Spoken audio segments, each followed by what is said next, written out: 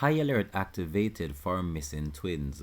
Hi again and welcome. This is Links 007 TV News Report, and we'll be right back with the full details to come. Welcome to Links 007 TV News Report, providing you with the best in local and international news updates. This is a place where you can get the most reliable and informative news information. Links 007 TV News Report.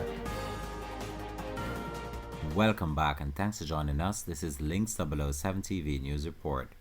The police have activated a high alert for 9-year-old twins Yahamalit and Tiwahrisah Holness of Norwood, St. James, who have been missing since Tuesday, June the 14th. Both are of brown complexion and approximately 4 feet tall. The brother and sister were last seen at home. Their mode of dress at the time they went missing are unknown. All attempts to locate them have proved futile.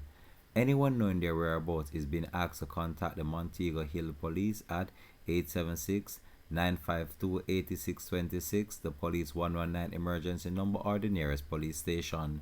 This has been Links 007 TV News Report. Thanks for watching.